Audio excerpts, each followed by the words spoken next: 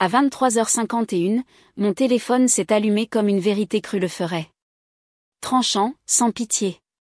Un message de ma mère. Nous sommes d'accord. Tu ne fais plus partie de la famille. Ne viens à aucune réunion. Pas un appel, pas une hésitation. Juste un exil numérique. Quelques secondes plus tard, ma sœur Chloé a mis un cœur sur le message, comme si la trahison était un sport d'équipe. Je n'ai pas pleuré. Je n'ai pas demandé pourquoi. J'ai simplement ouvert mon ordinateur portable, affiché chaque facture, chaque compte, chaque paiement que j'avais fait pour eux, et j'ai commencé à cliquer sur annuler. À minuit 3, leur monde commençait à vaciller dans le noir. Avant de vous raconter la suite, dites-moi d'où vous m'écoutez, pour que je sache que je ne suis pas la seule à avoir dû un jour éteindre les lumières sur sa propre famille. Quand l'écran est devenu noir, le silence dans mon appartement m'a semblé plus lourd que la ville dehors. Le bourdonnement du frigo, le faible tic-tac de l'horloge murale, tout cela résonnait comme des témoins. J'étais assise là, la main encore sur le clavier, le cœur battant d'un calme qui m'effrayait. La colère n'était pas bruyante cette fois. Elle était chirurgicale. Pendant des années, j'avais été l'investisseur silencieux dans leur version de la famille. Le crédit immobilier qui n'avait jamais eu de défaut de paiement grâce à mon nom. L'assurance auto qui se renouvelait comme par magie. Ma banque, chaque facture en retard, chaque urgence, chaque appel larmoyant qui commençait par « On a juste besoin d'un petit coup de main ce mois-ci », j'avais tout couvert. Je me disais que c'était de l'amour, de la responsabilité, la chose juste à faire. Je réalisais maintenant que c'était un abonnement, et que c'était moi qui réglais la note. J'ai regardé autour de mon appartement. Tout était bien rangé, étiqueté, classé par couleur. Mon mécanisme de défense. Après une enfance passée dans le chaos, j'avais construit de l'ordre à partir du bruit. Mais ce soir, l'ordre se retournait contre moi. Chaque reçu soigneusement classé, chaque virement automatique, me semblait être la preuve écrite de ma propre naïveté. J'avais l'habitude de penser que l'amour était de l'endurance. Que si je restais silencieuse et continuais à donner, il finirait par voir que je valais la peine d'être gardée. Ma mère m'avait élevée à la culpabilité comme si c'était une recette de famille.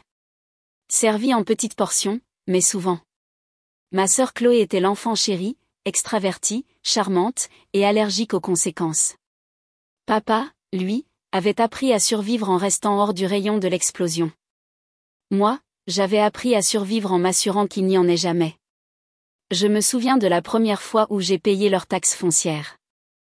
Ils étaient au bord de la saisie immobilière, leur voix brisée au téléphone. J'avais 26 ans, je peinais à payer mon propre loyer à Lyon, mais j'ai viré l'argent sans hésiter. Maman m'a appelé son ange gardien. Je l'ai cru. Puis sont venues les factures d'électricité et de gaz, la voiture, les frais de scolarité de l'école de commerce de Chloé, 15 000 € par an, pendant 3 années de suite. C'est drôle comme les anges gardiens finissent toujours par payer l'addition en enfer. Je me suis frotté les yeux, essayant de convoquer un regret, mais il n'y avait que de la clarté. Ce n'était pas une dépression nerveuse. C'était un bilan comptable. Je ne perdais pas une famille. Je rassemblais des preuves. La dernière fois que je les avais vus en personne, c'était lors d'un déjeuner dominical il y a 6 mois. Maman avait corrigé ma posture devant tout le monde. Chloé s'était vantée de son prochain voyage d'affaires qui, je le savais, était une semaine dans un club de vacances au bord de la mer. Papa avait fait une blague sur le fait que j'étais trop sérieuse pour garder un homme. J'avais souri par-dessus la purée et avalé la vérité. Cette table à manger avait été une salle d'audience. Je n'avais simplement pas réalisé que j'étais l'accusée. Maintenant, assise dans la lueur tranquille de mon ordinateur, j'ai ouvert un nouveau tableur. Date, montant, motif, preuve.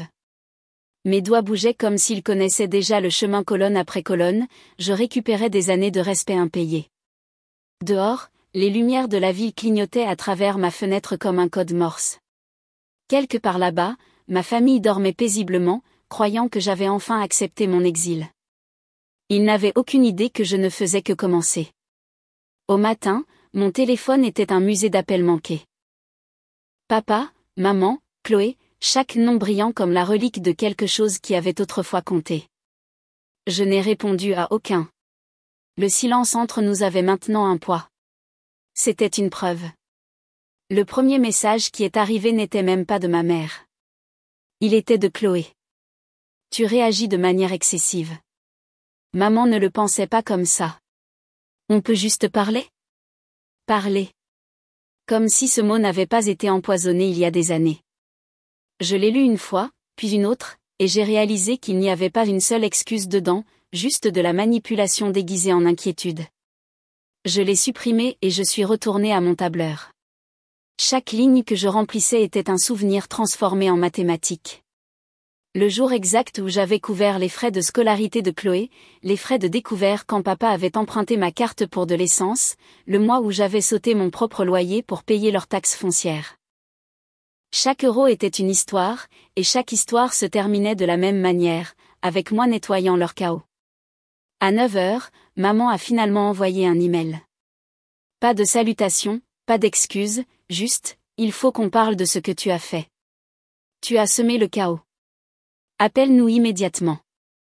Pas un mot sur ce qu'elle avait dit la nuit précédente. Aucune mention de l'exil, juste une exigence de reprendre mon rôle. La réparatrice, le tampon, la médiatrice. Pour la première fois, je l'ai vu clairement.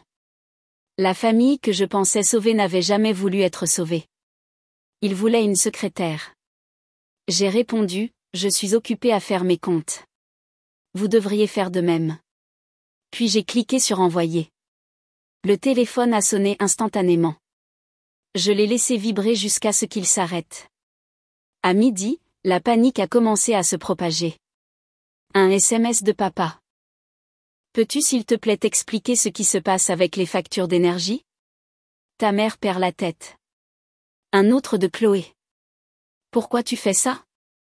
Tu gâches tout. Gâcher tout. Comme si mon silence était le crime, et non leur trahison. J'ai ouvert mon application bancaire, j'ai fait défiler des années de transactions, et j'ai senti quelque chose changer. La culpabilité qui avait été tatouée dans mes os a commencé à s'estomper. Ce n'était plus de la colère maintenant. C'était de la précision. Froide, délibérée, concentrée. À 15h, ils avaient essayé toutes les tactiques, la colère, la supplication, la nostalgie. Maman a même publié un statut Facebook vague. Certaines personnes oublient qu'il les a élevées dès qu'elles commencent à gagner de l'argent. L'orgueil précède la chute. Il a obtenu 3 douzaines de likes, principalement de parents qui ne m'avaient pas parlé depuis des années. Je n'ai pas répondu, mais j'ai fait une capture d'écran. C'est à ce moment-là que la balance a penché, pas seulement dans les comptes, mais en moi. Pour la première fois, j'ai compris que le silence pouvait être une stratégie. À 18h, j'ai appelé Julie. C'était mon amie depuis la fac, maintenant avocate spécialisée en droit de la famille et des successions complexes. Je crois que je suis prête à arrêter de jouer à la comptable, ai-je dit. Elle n'a pas demandé de détails, elle a simplement répondu, alors commence à tout documenter. On va rendre ça officiel. Cette nuit-là, j'ai passé en revue chaque email, chaque paiement, chaque virement, les étiquetant et les archivant comme des preuves. Plus j'organisais, plus je me sentais légère. À minuit, ma boîte de réception ressemblait à une salle d'audience. Et pour la première fois de ma vie, ce n'était pas moi qui étais sur le banc des accusés. La deuxième nuit, le calme avait un rythme. Celui qui précède l'éclatement d'un orage. Mon ordinateur portable brillait dans le noir. Chaque onglet était une porte vers des années de gratitude impayée. Crédit immobilier, assurance, frais de scolarité, impôts. Ils avaient bâti leur confort sur mon silence, et j'en avais fini de payer pour leur tranquillité.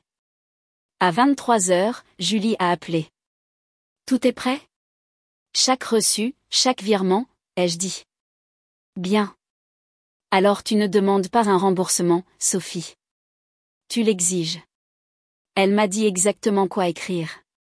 Une notification formelle. Calme, factuel, létal. Objet, soldes impayés compte famille Dupont. Corps du texte, ce courriel sert de notification formelle de remboursement dû. Vous avez 30 jours pour mettre en place un plan de remboursement avant que des poursuites judiciaires ne soient engagées. Pas de colère, pas de menace, juste la vérité en langage administratif. Quand j'ai cliqué sur envoyer, le silence qui a suivi n'était pas vide. Il était vivant. 12 minutes plus tard, la première réponse est arrivée. Papa, soyons raisonnables. Maman, comment peux-tu nous faire ça? Chloé, tu es folle. Tu détruis la famille. J'ai fixé leurs mots, calme, détaché. Chaque message sonnait de la même façon. Ils n'étaient pas choqués par ce qu'ils avaient fait. Ils étaient choqués que j'ai arrêté de jouer le jeu. À minuit 3, mon téléphone a commencé à s'allumer comme une scène de crime. Appels, messages vocaux. La panique avait commencé. Rallume les lumières, criait maman sur un message vocal, la voix brisée. On arrangera ça demain. Mais demain était déjà arrivé, et c'était eux qui étaient dans le noir. L'email de Julie est apparu quelques secondes plus tard. Parfait. Transfère-moi tout. Nous déposons une lettre de mise en demeure dès demain matin. Je me suis adossée à ma chaise, regardant le curseur clignoter sur mon nom, Sophie Dupont. J'ai réalisé combien de fois j'avais signé ce nom pour les sauver, sur des chèques, des baux, des contrats. Chaque signature avait été une promesse. Ce soir, elle devenait une preuve. À 1h du matin, un autre message de Chloé. Tu penses que ça te rend forte? Tu es sans cœur. Sans cœur. Ce mot me blessait autrefois. Maintenant, il me semblait juste, nécessaire. Ma compassion avait été un luxe sur lequel ils étaient à découvert depuis des années. J'ai versé de l'eau dans un verre, mes mains stables pour la première fois depuis des mois. Ce n'était pas une vengeance. C'était de la comptabilité. Avant de me déconnecter, j'ai ouvert un dernier onglet. L'acte de propriété. Leur maison, celle dont ils se vantaient d'être enfin propriétaires, était toujours à mon nom. Je n'avais jamais transféré le titre de propriété, par prudence, par instinct. Maintenant, cet instinct était une arme. À l'aube, Julie m'avait envoyé la première ébauche de la mise en demeure pour que je la relise. Elle l'a terminée par une ligne qui m'a fait sourire. Ils ont dit que tu ne faisais plus partie de la famille. Rendons cela officiel. Dehors, les lampadaires s'éteignaient à mesure que le jour se levait. À l'intérieur, mon ordinateur brillait d'un autre type d'aurore, celle faite de faits, de chiffres et d'une rétribution silencieuse. Pour la première fois de ma vie, je ne me sentais pas petite ou oubliée. Je me sentais précise. Le matin où les lettres recommandées sont parties, le monde avait l'air normal. Les cafés ouvraient, la circulation bourdonnait, la lumière du soleil grimpait le long des stores. Mais dans mon appartement, c'était comme attendre un verdict. Julie avait envoyé le dossier de mise en demeure à chacun d'eux par courrier recommandé avec accusé de réception et par email, chaque reçu, chaque euro, chaque signature en pièces jointes. À 9h12, mon téléphone a vibré. Papa. Il n'appelait jamais en premier. Ma chérie, a-t-il commencé, cette douceur calculée enrobant chaque syllabe. Tout ça va trop loin. Gardons ça privé. J'ai laissé le silence s'étirer jusqu'à ce qu'il vacille.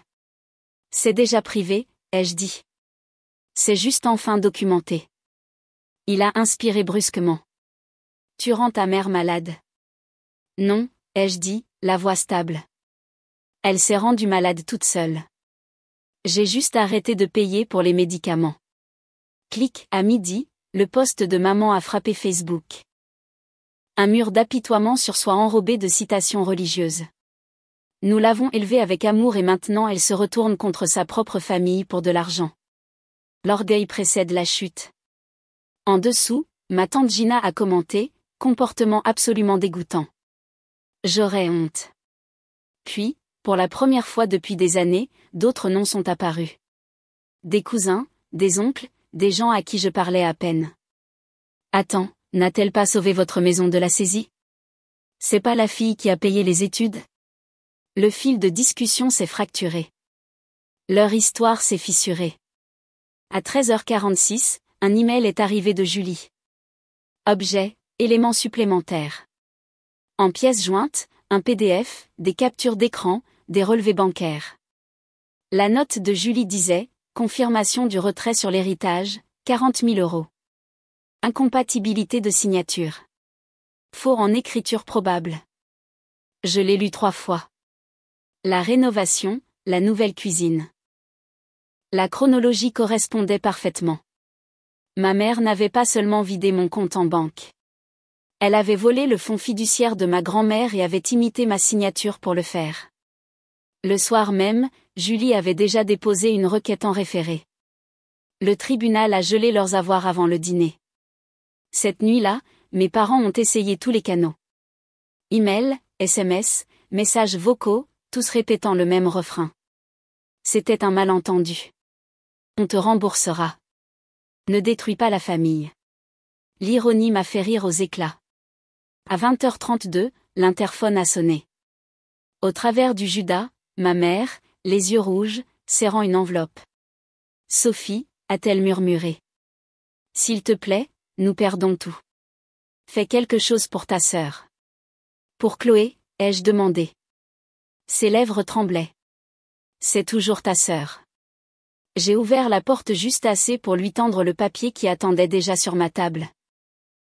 Une copie de l'avis d'expulsion que Julie a déposé ce matin. Vous recevrez la version officielle dans 7 jours, ai-je dit. Son visage a perdu toute couleur. Tu ne ferais pas ça. C'est déjà fait. Elle m'a dévisagé, cherchant l'ancienne version de sa fille. Celle qui réparait, pardonnait, finançait. Cette version avait disparu. Au revoir, maman, ai-je dit, et j'ai refermé la porte. Je ne l'ai pas regardé partir. Je suis juste restée dans le silence, respirant la fin d'une époque. L'après-midi suivant, le chaos s'est déroulé comme sur du papier à musique. Les services publics ont été coupés. L'avis d'impayé du crédit immobilier est arrivé dans leur boîte mail. Julie a transféré la confirmation, titre de propriété sécurisé, expulsion approuvée, le juge des tutelles notifié. Puis la tempête en ligne a repris. Un autre poste de maman. Elle poursuit ses parents en justice. Nous avons le cœur brisé. Cette fois, les réponses n'étaient pas de la sympathie. Ma tante Meredith, calme et factuelle, a tapé une seule ligne. Tu veux dire l'erreur où tu as falsifié sa signature? Le fil de discussion est mort. Des heures plus tard, mon téléphone a de nouveau vibré. Numéro inconnu. Indicatif de Paris. Ici Maître Lefebvre du cabinet de notaire Dubois et Associés. Nous traitons la succession de votre défunte grand-mère. Nous avons trouvé des anomalies dans la liste des bénéficiaires. Je me suis agrippée au comptoir. Des anomalies? Oui, mademoiselle Dupont. Il semble que votre nom ait été rayé et remplacé. La signature ne correspond pas, la rénovation, les plans de travail en marbre, chaque pièce du puzzle s'emboîtait. Merci, ai-je dit. Veuillez tout envoyer à mon avocate.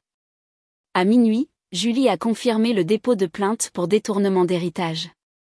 Un autre gel des avoirs, une autre couche de vérité. Dans les jours qui ont suivi, l'histoire s'est propagée discrètement dans la famille. Un par un, des parents m'ont contacté, des cousins dont je n'avais pas eu de nouvelles depuis des années. Ils nous ont aussi emprunté de l'argent. Ils n'ont jamais remboursé personne. Tu n'es pas folle, Sophie. Chaque message était un petit canot de sauvetage dans une inondation où je me noyais depuis des années. Lorsque la notification officielle du tribunal est arrivée, Julie a appelé. Ils essaieront de te contacter à nouveau, m'a-t-elle prévenu. N'engage pas la conversation. Même s'ils s'excusent. Elle a fait une pause. Surtout s'ils s'excusent. Le lendemain matin, ma boîte de réception a de nouveau explosé. La nouvelle tactique de maman était le remords. Nous te pardonnons. S'il te plaît, pardonne-nous. Le pardon comme moyen de pression. Le plus vieux tour du monde. J'ai transféré l'email à Julie et archivé la conversation. À la fin de la semaine, la maison n'était plus la leur. L'acte étant toujours à mon nom, elle a été vendue en quelques jours. Julie a viré le produit de la vente sur mon compte. Voir la ligne de confirmation apparaître n'avait rien d'une vengeance. C'était un retour à l'équilibre. Chloé a essayé une dernière fois, un dernier SMS. Tu as gagné. J'ai répondu, Personne ne gagne quand la famille devient un champ de ruines. Puis j'ai mis son numéro en sourdine pour de bon. Cette nuit-là, la ville dehors scintillait, stable, indifférente. J'étais assise près de la fenêtre, la même qui avait autrefois reflété chaque nuit blanche que j'avais passée à les sauver. Maintenant, elle reflétait quelque chose de nouveau. Moi, seule, mais soulagée d'un poids. Quelque part là-bas, ils apprenaient à vivre sans moi. Et pour la première fois de ma vie, je ne me sentais pas coupable de les laisser faire. Le temps que le tribunal finalise tout, des semaines s'étaient écoulées dans un rythme étrange et silencieux. Julie m'a envoyé un court email. Affaire résolue. Accord de remboursement signé. Décision du juge des successions annulée. Tu es tiré d'affaire. Tiré d'affaire. Le mot me semblait étranger. Leur compte était gelé, leur maison vendue, leurs dettes légalement liées à leur propre nom pour une fois. Le silence qui me hantait autrefois s'était transformé en paix. Je ne me réveillais plus avec des appels d'urgence ou pour, juste une dernière faveur. Mes matinées m'appartenaient à nouveau. J'ai acheté un petit appartement dans le centre. Rien de grandiose, juste des murs propres, du soleil et pas de fantômes. Un ami, Eric, m'a aidé à emménager. Il n'a pas dit grand-chose, m'a juste tendu une tasse de café et a souri comme s'il comprenait le goût de la liberté. La première nuit là-bas, j'ai ouvert mon ancien tableur, celui où j'avais autrefois suivi chaque euro que j'avais dépensé pour eux. J'ai longuement fixé les chiffres, puis j'ai cliqué sur supprimer. Le voir disparaître n'a pas été ressenti comme une perte. C'était une libération. La rumeur disait que mes parents louaient une petite maison en périphérie. Chloé travaillait à temps partiel quelque part qu'elle détestait. Je n'ai ressenti aucune satisfaction, juste de la distance. Ils vivaient enfin la vie qu'ils avaient construite, sans que je la soutienne. Cette nuit-là, pour la première fois depuis des années, j'ai dormi jusqu'au matin. Pas de culpabilité, pas de bruit, juste le bourdonnement calme et régulier d'une vie qui m'appartenait enfin. Un mois plus tard, j'ai visité la tombe de ma grand-mère. J'ai déposé des tulipes, ses fleurs préférées, et j'ai murmuré, c'est fait. Le vent m'a semblé être une réponse. La paix n'est pas bruyante. Elle est calme, stable, et elle se mérite. Si vous avez déjà dû vous éloigner des personnes qui vous ont brisé, vous le savez. Vous n'êtes pas seul. Et vous n'êtes pas cruel de choisir la paix. Si cette histoire vous a parlé, explorez la playlist sur les trahisons familiales pour d'autres histoires vraies comme la mienne. Et n'oubliez pas de vous abonner et d'activer la cloche pour ne jamais manquer le prochain chapitre.